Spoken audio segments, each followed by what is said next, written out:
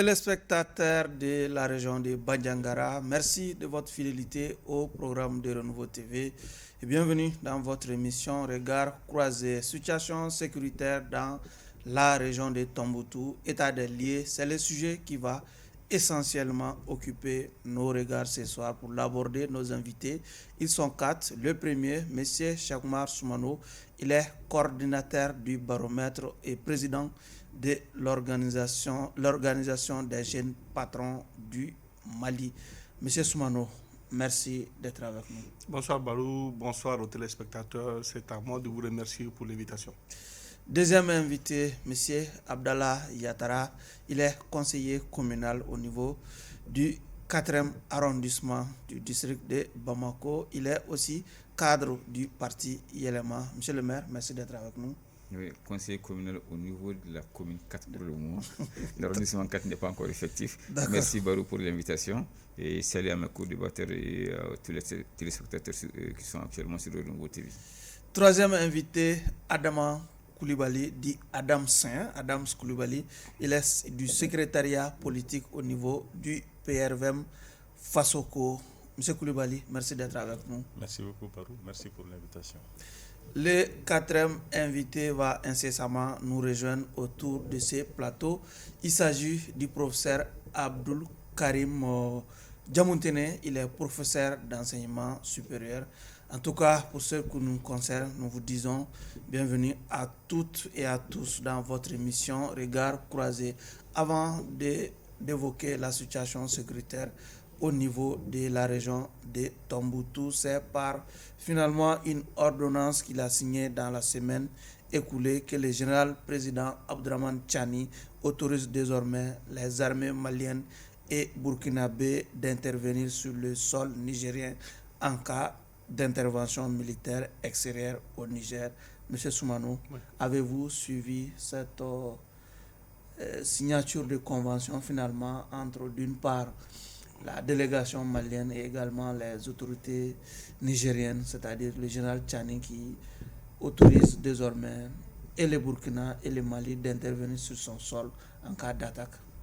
Oui, Barou, effectivement, j'ai suivi comme tout le monde.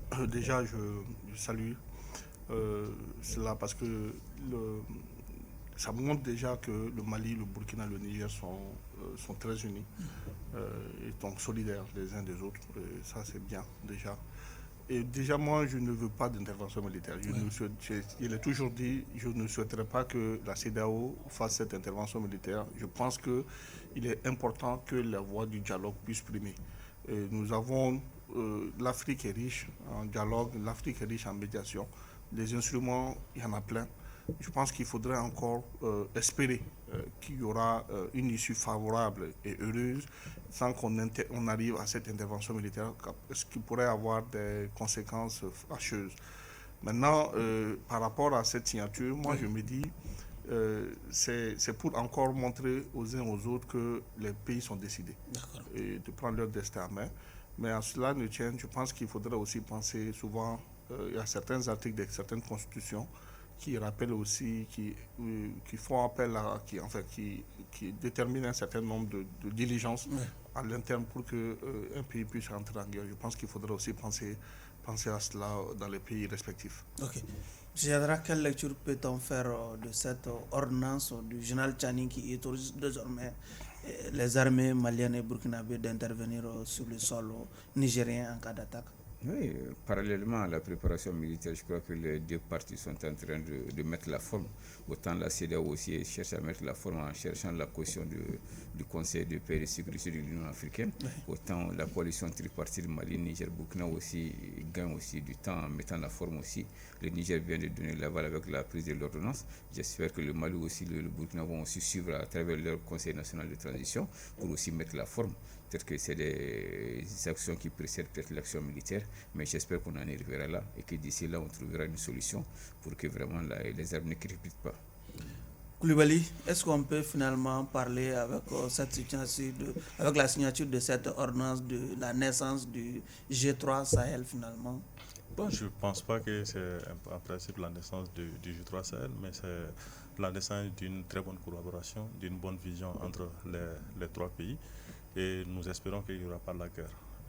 le Pervin Fassoko soutiennent à ce qu'on puisse gérer pacifiquement cette question et nous croyons qu'on peut le gérer. La sous-région n'a pas besoin qu'on puisse se faire encore la guerre ou qu'on soit téléguidé par des forces étrangères ou autres pour se tuer entre nous-mêmes.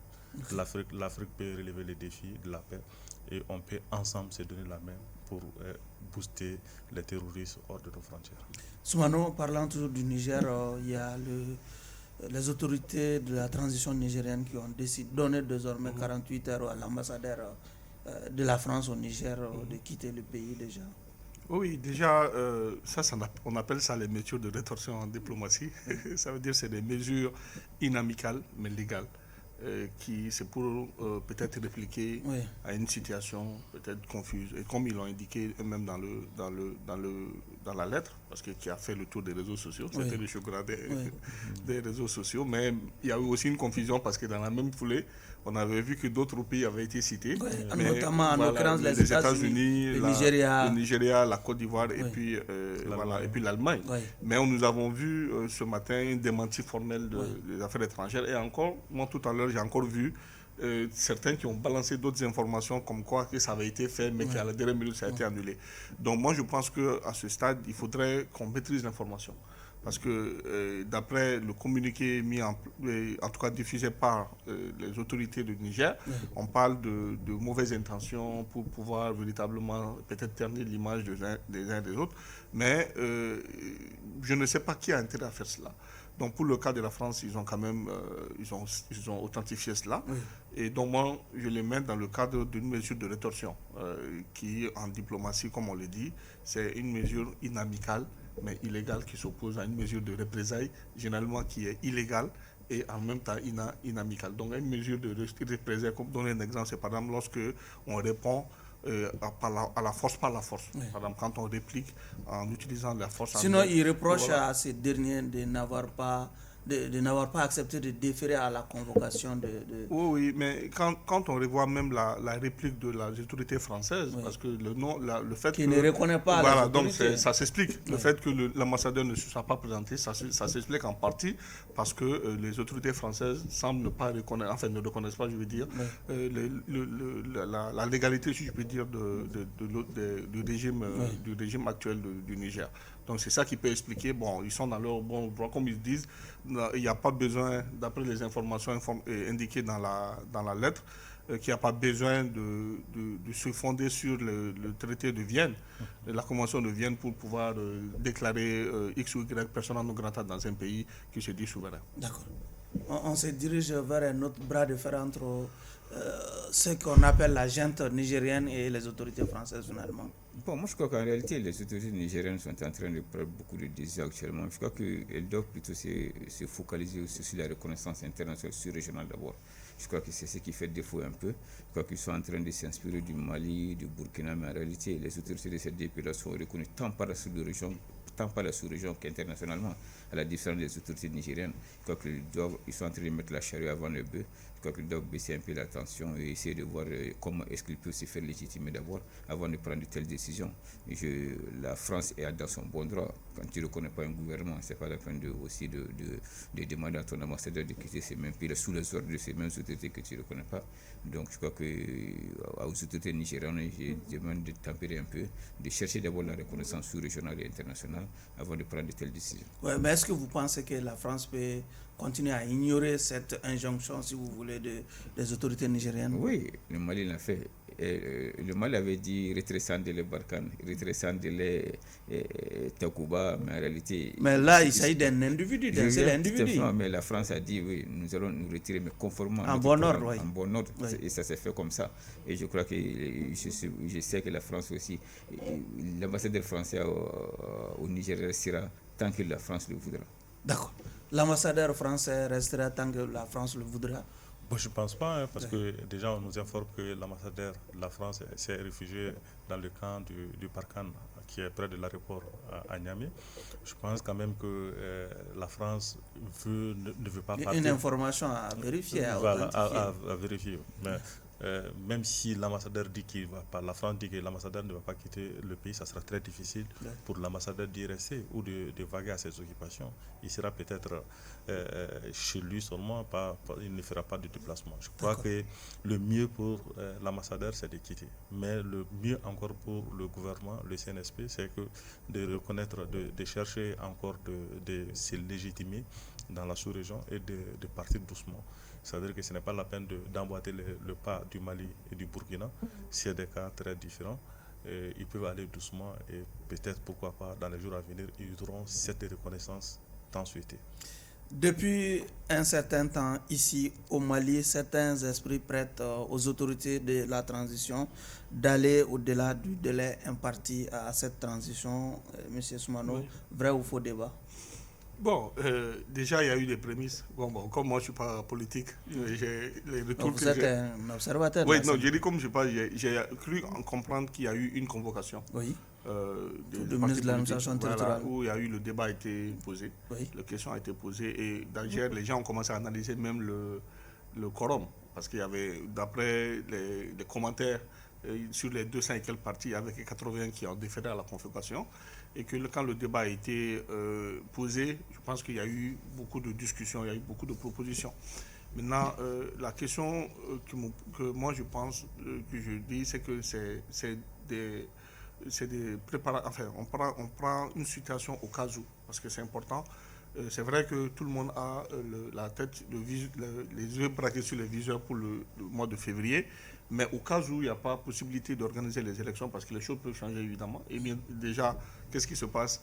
Il y a une spectre de guerre qu'on est censé faire s'il y a une attaque au niveau de Nigeria, donc ça peut changer la donne. Oui. Et donc, dans cette perspective, je comprends le gouvernement est dans son bon rôle de pouvoir se mettre dans une logique de prorogation, parce que dans cette situation, on ne pourrait pas parler d'élection.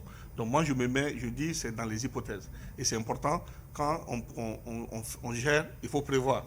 Prévoir veut dire qu'il ne faut pas se laisser prendre de court. Donc quand on met le plan A, le plan B, le plan C, ça peut s'expliquer.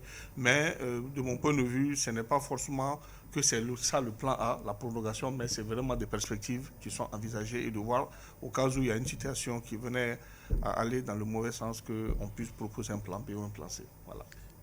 M. Yadra, cette question de la prorogation alimente certains débats au niveau de certains états-majors déjà. Non, je crois qu'on voit tout droit encore vers un nouveau bras de fer entre le Mali et la communauté internationale. Ça, il faut se le dire. Parce que le chronogramme initialement validé par la communauté internationale, je crois qu'il est fort clos déjà. Parce que les législatives devraient se tenir, la convocation du collège électoral pour les législatives devrait se tenir au plus tard le 31 août. Ça, ce n'est pas fait. Les municipales, on n'en parle pas, c'était au mois de juin. Je crois que seul on a pu tenir seulement les élections référendaires et derrière avec 2 mois de retard. Maintenant, c'est de bonne guerre que le ministre de l'administration territoriale convoque les partis politiques pour pouvoir avoir un nouveau chronogramme, l'aval des partis politiques et de la société civile pour avoir un nouveau chronogramme. Mais est-ce que ce nouveau chronogramme en réalité sera accepté par la communauté internationale? C'est pourquoi je dis qu'on se dirige tout droit encore vers un nouveau bras de fer entre le Mali et la communauté internationale. On va voir. Parce qu'il y a des propositions qui sont sorties, d'autres demandent de proroger, d'autres demandent de tenir à date échue l'élection présidentielle surtout, et de ne pas se focaliser sur les autres élections, uniquement les élections présidentielles. D'autres demandent aussi l'application aussi intégrale du chronogramme. Bon, je crois que ces différentes propositions, bientôt le gouvernement va décliner un nouveau chronogramme, et je crois que la communauté internationale aussi appréciera, et on verra. D'accord. M. Koulibaly, on parle de l'éventualité de la prorogation du délai de la transition. Oui, bon, je pense quand même que, comme l'a bien dit tout de suite Soumano, je pense que les partis politiques sont convenus. Quand on voit la réponse de leur lettre adressée au ministre de l'administration territoriale le 8 août passé, je pense qu'il est clair que les partis politiques demandent l'organisation des élections avant toute autre élection. Parce que peut-être n'ayant pas les moyens financiers ou autres, mais quand même les partis politiques veulent aller aux élections. Ce qui, comme il a très bien expliqué tout à l'heure, il y aura des changements. Mais nous espérons quand même qu'on peut tenir ces élections et que le Mali peut aller de l'avant. Depuis plus d'une semaine, des informations annoncent un blocus imposé par certains groupes armés autour de la ville de Tombouctou. M. Soumano, oui. Qu'en est-il? Bon, aux dernières informations, je crois que le blocus a été levé. Déjà, ce qui faisait craindre, c'était les affrontements au niveau de l'occupation par le formant de Ber, qui avait fait l'objet je pense que rétrocession par la MINUSMA, mais où la CEMA pensait que le Mali, enfin les autorités légitimes et légales maliennes n'étaient pas dans leur droit, dans leur rôle de pouvoir occuper ces positions-là. Oui. Et donc moi je pense que ça c'était à craindre, mais je crois qu'il y a eu une issue, on a trouvé la formule, et surtout quand on regarde ce qui s'est passé dans la semaine avec les médiations qui se sont mises en branle, surtout les autorités légitimes traditionnelles qui sont venues rencontrer le ministre de la Réconciliation pour pouvoir prêter mot forte à la réconciliation. Tout ça, je pense que c'est l'espoir des permis. Le blocus a aussi été levé, comme j'ai dit. D'ailleurs, ce n'est même pas le cas. J'ai aussi appris que pour la zone Douanza-Gao également, ça a été levé. Et ça veut dire que c'est des zones qui restent très fragiles. Et on doit travailler davantage à sécuriser les populations. Ça se fait, un travail remarquable se fait, mais je pense qu'il faudrait davantage accentuer et éviter tout crépitement d'armes. Parce que franchement, je pense que c'est surtout ça. Si on a tout le monde doit avoir à l'esprit que nous avons un seul ennemi, c'est les terroristes, les djihadistes. Donc ce n'est pas la peine que la CEMA prenne les armes pour pouvoir véritablement se retourner contre l'État du Mali qui est dans son beau rôle. Parce que quand déjà on a demandé le départ de la MINUSMA et que la MINUSMA procède à la rétrocession de certaines bases, je pense que c'est le bon rôle que l'État malien a en position. Professeur, merci de nous rejoindre sur ce plateau. Merci. M. Yadra, oui. On commentait tout à l'heure de ce blocus qui serait imposé par certains groupes terroristes autour de la ville de Tombouctou déjà. Est-ce que vous avez eu des échos de cette situation? Aux dernières nouvelles, comme le dirait bien, selon ces dernières informations, je crois que les légitimités traditionnelles, les blocus n'est pas totalement levé. Je crois que les légitimités traditionnelles sont en phase de former une délégation pour pouvoir négocier avec les djihadistes, pour pouvoir lever l'embargo. Je crois que c'est sur cette voie-là peut-être que la solution sera trouvée. En réalité, je l'ai dit lors de mes passages ici, que le Mali doit se préparer pour la guerre. Les 14 emprises là ne seront pas facilement libérées. C'est vrai, on va occuper, Ber a été libéré, Goundam a été libéré, Ogosagou et Menaka avant-hier, mais en réalité, il reste beaucoup de choses à faire par rapport à Tombouctou. Et pour le moment, les sources de ravitaillement de la population sont coupées en provenance de la Mauritanie. Vous faites un parallèle entre cette situation à Tombouctou et l'occupation des emprises, le processus d'occupation des emprises de la MINUSMA par les deux sont liés. Parce que tant qu'une emprise est libérée, les djihadistes et autres, plutôt le MNLA aussi, chercheront à trouver d'autres solutions. En réalité, une guerre, ce n'est pas uniquement les armes. C'est une stratégie de guerre aussi de pouvoir couper les sources de ravitaillement à la population pour que la population puisse s'élever. Je crois que c'est soulevé plutôt contre les autorités. Je crois que c'est sur cette voie-là qu'ils sont en train de partir. Mais je crois que nos autorités aussi doivent s'adapter à cette nouvelle stratégie-là et pour pouvoir trouver les solutions. Ce n'est pas la peine de partir se camper dans les camps libérés, Non, ça va au-delà de ça. Il faut sécuriser toute la région et je crois qu'il faut aller vers cette nouvelle stratégie-là. M. Koulibaly, alors qu'on croyait à l'armée montée en puissance dans cette région, voilà qu'on entend un blocus autour de la ville de Tombouctou. Oui, parce que je crois que la région de Tombouctou est la clé est très importante aussi pour la CEMA. Parce que si vous voyez de Ber vers Aguelog, de Aguelog vers Kidal et autres, c'est des zones de non-droit. On parle de groupes terroristes, pas de la CEMA. Oui, des groupes terroristes, mais c'est la CEMA qui contrôlait la région presque un peu. C'est-à-dire que vers Ber, c'était la CEMA. Mais on peut dire que c'est encore des trafiquants, des hommes armés, des bandits qui sont dans cette région et qui sont très forts et très riches. Parce qu'à partir de là, ils peuvent aller à Alger, en Mauritanie et peut-être s'armer encore en Libye. Et vous verrez que des bandits qui sont très riches ont pu encore mettre l'armée en déroute dans cette zone et ont récupéré les armes et les munitions de notre armée. Ça veut dire que c'est très très difficile et très grave. Il faut que l'armée arrive à avoir beaucoup de personnes, au moins des milliers de personnes qui sont peut-être à Ber, qui seront peut-être à Aguelog et qui seront vers Kidal pour sécuriser cette zone. Aujourd'hui, je crois que c'est très important que l'aviation intervienne chaque jour dans cette zone Et au-delà de cette zone, dans la ligne vers Banyangara, pour un peu aider l'armée, les soldats qui sont au sol, et peut-être pour favoriser un peu cette blocus, c'est-à-dire de lutter contre cette blocus et de lutter contre ces bandits qui sont dans cette région. Mais je salue aussi l'initiative des associations et autres de la région qui se sont réunis pour dire que oui, on peut régler cette situation en se parlant au Mali pour ne pas aller en dehors, peut-être à l'extérieur, mais qu'on puisse se parler et se dire les vérités, peut-être pourquoi pas résoudre ce problème-là. Professeur, on assiste quand même à cette recrudescence de l'insécurité et dans les centres et dans le nord du Mali, aussi avec le retrait amorcé des forces de l'aménagement. Okay. Il y a cette concomitance quand même qu'on assiste. Oui, et bonsoir à tout le monde. Oui. Prière m'excuser pour ce retard. Je crois que c'est compréhensif. Parce que vous savez, quand les groupes armés avaient tout le nord et que c'était un fonds de commerce pour eux, et donc à travers les différentes taxes, les différentes sources de revenus qu'ils avaient, et que dans le processus de désengagement amorcé en connivence, en complicité avec l'aménagement, et donc du coup, je crois que c'est leur barreau d'honneur, parce que nous sommes dans une phase un peu de banditisme. Parce qu'initialement, ce sont des gens qui avaient des zones d'attroupement, et surtout au niveau de la zone des 3 frontières. Et pour ceux qui connaissent la zone des Bers, qui est un endroit très stratégique, n'est-ce pas, pour aller vers Kidal, venir un peu vers Tombouctou. Donc dès lors qu'ils sont pourchassés, donc ils tentent le tout pour le tout, et surtout la communication pour montrer que nos autorités sont incapables. Parce que vous savez, nos autorités ont dit que sans ces partenaires-là, nous pouvons sécuriser nos populations.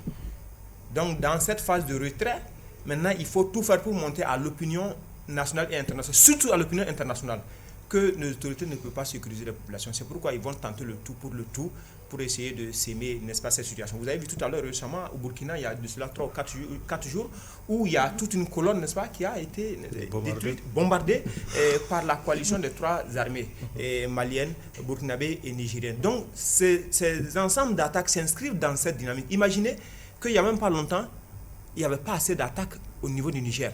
Il y avait un accalmie un tout petit peu aussi dans nos différents pays. Donc, puisqu'ils sont harcelés, ils n'ont même plus de base de retrait, ils n'ont même plus de base de repli.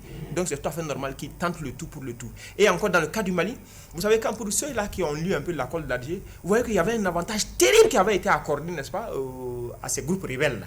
Parce que quand on parlait des forces reconstituées, n'est-ce pas, qui devaient réoccuper ces différents camps, un ensemble d'éléments. Et maintenant, dans le cas du processus de désengagement de ces forces-là, maintenant, c'est l'État malien qui est en train uniquement de s'implanter avec nos forces. Donc, du coup, il faut comprendre maintenant, les gens ne savent pas. Ils vont tenter le tout, pour espérant que vraiment ça pourrait aboutir à une négociation qui conduise à ce qu'eux ils puissent avoir une petite part. Justement, pourquoi certains aussi sont tentés d'associer le nom de la SEMA à cette situation qui prévaut à Tombouctou?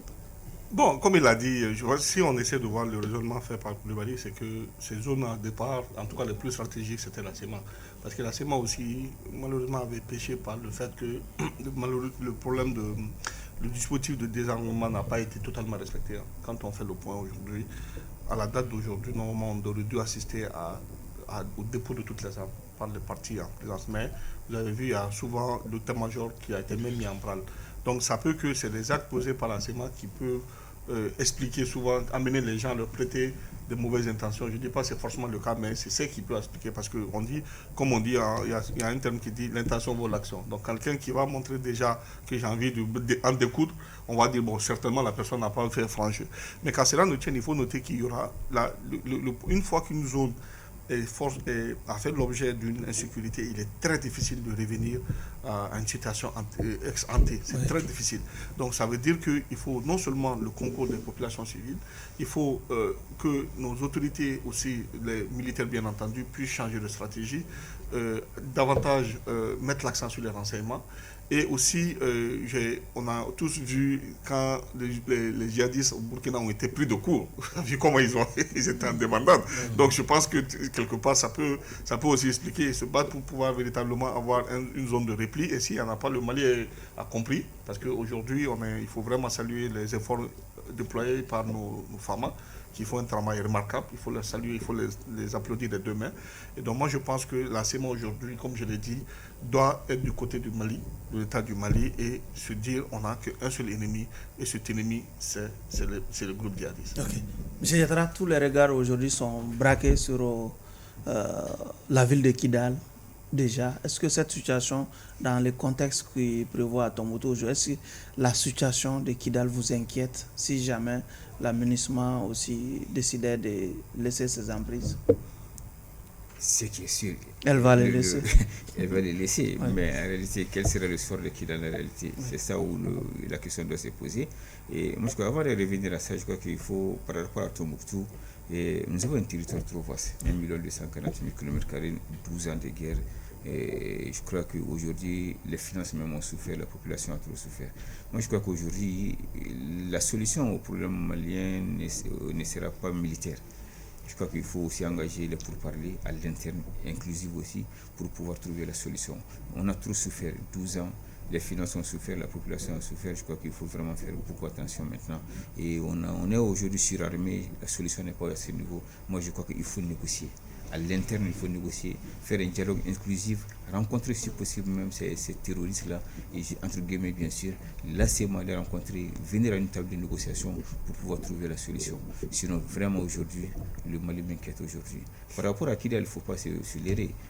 Kidal, initialement, c'était prévu au mois de novembre, le 15 novembre précisément, Ouais. mais je crois qu'ils sont en train de voir ce qu'a donné la libération des 4 premières emprises. Gundam, Ber, et Ogusagou et Menaka. Je crois qu'à la lumière de ça, on verra peut-être que novembre, ça ne sera pas Kidal, mais je crois que Kidal sera la dernière emprise qui sera libérée. Ouais. Et je crois qu'il faut s'attendre à une guerre, ça c'est sûr. Parce que la CEMA ne va pas accepter à ce que l'armée malienne puisse pénétrer sur le... Bon. Sauf que l'armée y est déjà, hein? Pour entrer à Kidal. L'armée y est déjà. Dans le camp. L'armée est cantonnée uniquement dans le camp, l'armée ne peut pas faire de mouvement. Ça, c'est selon les accords d'Alger qui sont encore en cours jusqu'à présent. Et je crois qu'il faut faire beaucoup attention. La dernière emprise qui sera libérée sera sûrement Kidal. Et je crois qu'en 2024 précisément, il faut s'attendre peut-être à une guerre entre le Mali encore et la CEMA. Ok. Il faut s'attendre, il y a une guerre à craindre à Kidal. Bon, moi, personnellement, je me dis que il faut s'attendre peut-être, il faut le préparer.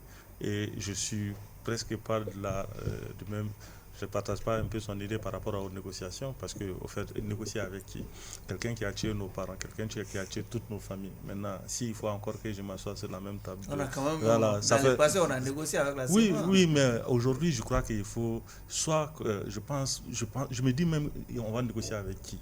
Parce que la CEMA, ce n'est peut-être pas le plus gros qu'on cherche à combattre, mais il y a d'autres peut-être qui sont derrière, qui sont des bandits armés, qui sont des bandits qui veulent juste faire leur affaire sur le territoire malien et qui sont en train de faire leur affaire.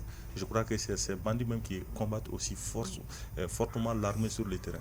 Maintenant, négocier avec eux pour qu'ils puissent encore continuer à faire leur activité, négocier avec IAD, négocier avec... Bon, moi je pense quand même que ce n'est pas la solution. La guerre qui va venir peut-être avec Kidal et autres, il faut s'attendre peut-être que...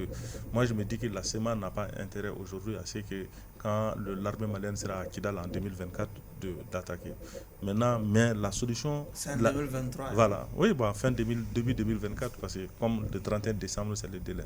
Maintenant peut-être en 2024, courant janvier, il y aura, comme on est en train de préconiser, de voir peut-être qu'il peut y avoir de l'attaque. Mais je pense réellement que la CEMA et l'État malien ont intérêt à se mettre sur la table de négociation, mais pas avec les bandits armés, je pense. Professeur, on a vu cette réunion de certaines légitimités des régions du Nord pour prévenir la situation de Kidal déjà. Est-ce que la situation de Kidal doit nous inquiéter tous? Je crois que oui, parce que vous imaginez qu'il y a à Kidal, c'est soit les parents, les cousins, les fils, les neveux de cette légitimité-là.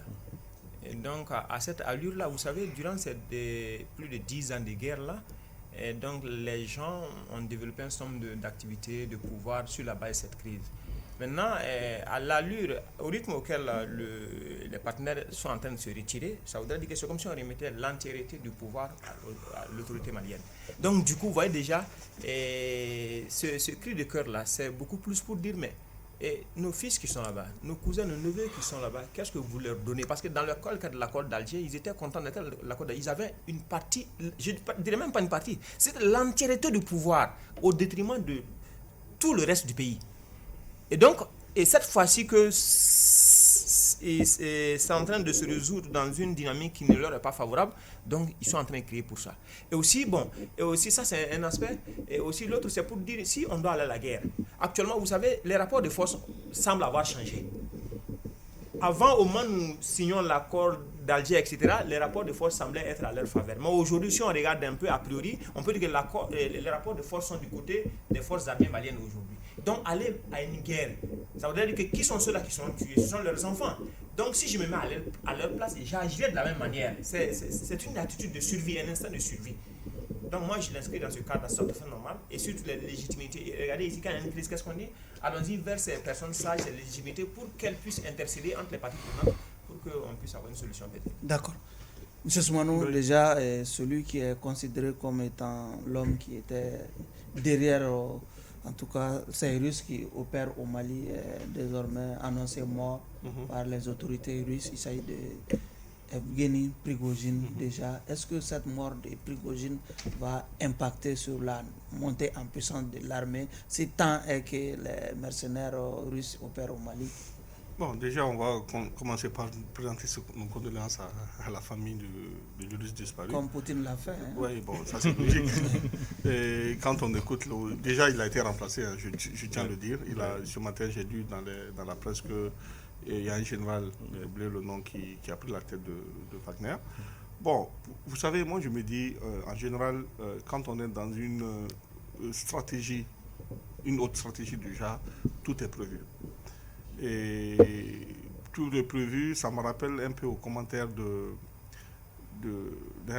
grand analyste sur un plateau, notamment Maître Konaré, qui disait qu'il faut attendre 3 mois pour voir véritablement si le scénario que les gens pensent que c'est du cinéma ou bien si c'est une réalité, que franchement le maître, l'élève s'est retourné contre son maître, que c'est au bout de 3 mois qu'on pourrait véritablement tirer les enseignements. Je pense que l'histoire lui a donné raison. Quand on regarde aujourd'hui, ça veut dire que c'était véritablement une menace pour le régime de Kremlin. Et donc, quand quelqu'un qui s'est dit... Vous accusez déjà le régime de Kremlin? Non, je ne suis pas en train d'accuser. J'ai dit, il y avait les gens qui disaient qu'il y avait un problème, c'était un cinéma. Je crois que l'histoire a donné raison à l'autre là, à Maître Konaré, qui disait d'attendre 3 mois pour voir l'issue. Que si Prigojine reste à la tête de Wagner au bout de 3 mois, ça veut dire que c'était vraiment un montage, quoi. Et que si au bout de 3 mois il n'est pas là, ça veut dire qu'il était sorti des rangs. Donc moi je me dis aujourd'hui, le fait que 3 mois ne soient pas échus et qu'il ne soit pas à la tête, je pense que c'était vraiment, il y avait un malaise. Mais je ne suis pas en train de dire que c'est le Kremlin qui est derrière son décès. On sait qu'il est décédé par un crash d'avion. Et je vais dire là, pour moi, si cela est arrivé, je crois que le fait systématiquement qu'il y a quelqu'un qui a pris sa place, cela suppose que ça va être comme un non-événement de mon point de vue et que les choses vont évoluer de belle, quoi, de mon point de vue. Yatra, cette mort de Prigojine a été commentée ici chez nous au Mali, au Sahel. J'appelle ça la roulette russe, quoi. J'y reviendrai. Mais avant de revenir, je dirais que on n'a pas repassé négocier avec les djihadistes pour pouvoir libérer nos otages, pour pouvoir libérer les otages français aussi. Rien ne nous empêche de négocier encore avec ces djihadistes-là pour pouvoir trouver une solution à la malienne.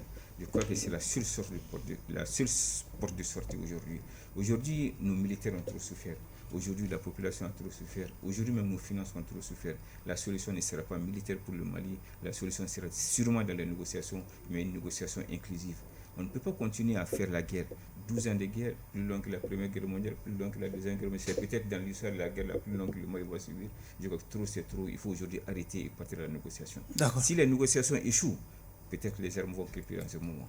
Pour revenir à la roulette russe, là, je dirais que la mort de Prigojine aujourd'hui, je crois que ça me donne un peu raison aujourd'hui, qu'on le dise ou pas, aujourd'hui c'est peut-être la vengeance de Poutine. C'est quelqu'un qui est sorti du rang, c'est quelqu'un qui a voulu peut-être le renverser, il a décidé 2-3 mois. Je crois qu'il y a un bon stratège, il a cherché d'abord à récupérer le monsieur, il a bien récupéré, c'est un retour maintenant. Et vous en avez quelle preuve? Oui, il a ressuscité. On nous a dit que selon les lois russes, quand on est une fois qu'on te met à te culpabiliser, on te rend tes biens, tout a été remis. Même son siège avait été remis. Il a cherché à le mettre en confiance. et puis le détruire après. C'est le système russe. Je crois qu'aujourd'hui, vous savez, c'est un général, un ancien général qui a été mis à sa place aujourd'hui, et même pas 48 heures, 72 heures, pour pouvoir récupérer encore le Wagner et le mettre sous les ordres de l'armée russe. D'accord.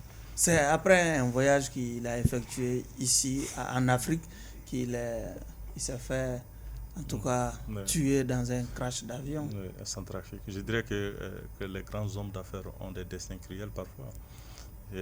C'était un bon homme d'affaires, c'était un bon négociateur, et c'était un homme qui voulait le pouvoir. Et parfois, en cherchant trop le pouvoir monte aussi. L'argent fait monter pouvoir indestructible à la tête. On peut se dire qu'on peut avoir tout. Même si on a un parent qui vous a tout donné, parfois on peut retourner l'arme contre son propre parent. Je crois que c'est ce qui a été un peu fatal pour lui. On espère que le Wagner, qui est